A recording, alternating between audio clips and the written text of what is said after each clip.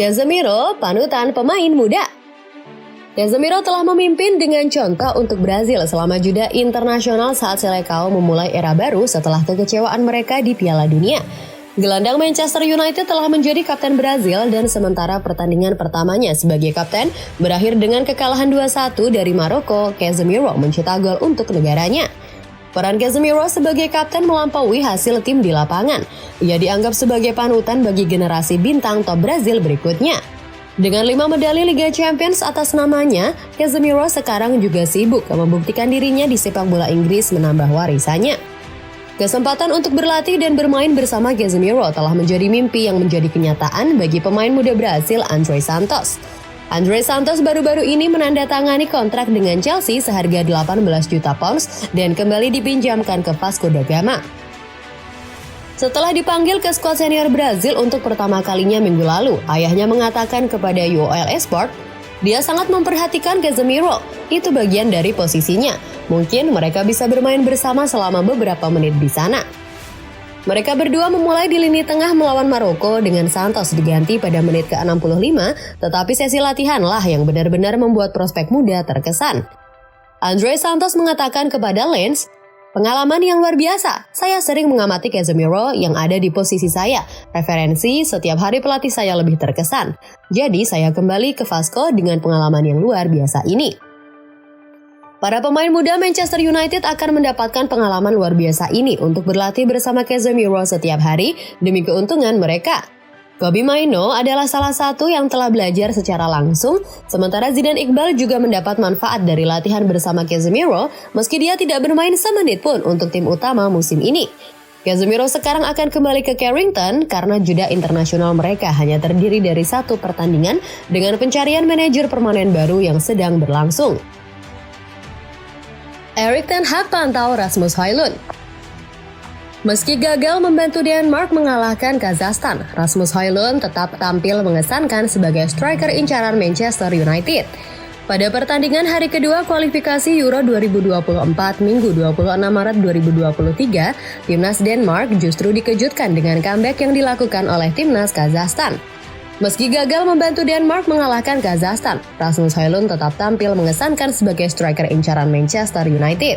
Pada pertandingan hari kedua kualifikasi Euro 2024, Minggu 26 Maret 2023, timnas Denmark justru dikejutkan dengan comeback yang dilakukan oleh timnas Kazakhstan. Hanya saja, Højlund mampu tampil begitu mengesankan jika dilihat berdasarkan catatan performa secara individu bersama timnas Denmark.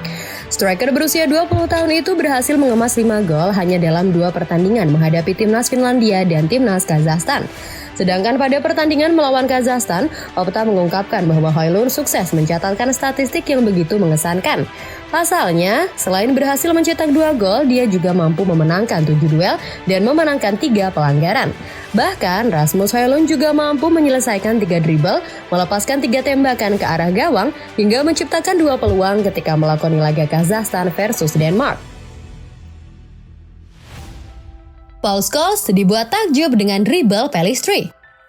Paul Scholes dan Owen Hargreaves meminta pemain depan Manchester United, Facundo Pellistri, untuk diberikan lebih banyak waktu bermain oleh Erik ten Hag setelah ia membuat dampak yang menarik dari bangku cadangan melawan Real Betis pada hari Kamis. Pellistri belum membuat satupun starter untuk United musim ini, tetapi dimasukkan pada menit ke-81 di Old Trafford untuk menggantikan Antony dengan setan merah yang mencari gol keempat.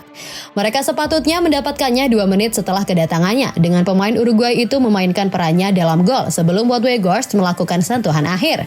Scholes terkesan dengan Pellistri dan berpikir dia sekarang harus bersaing untuk memulai lebih banyak pertandingan, termasuk leg kedua minggu depan di Spanyol. Dia membuat kasus untuk dirinya sendiri malam ini untuk memulai lebih banyak.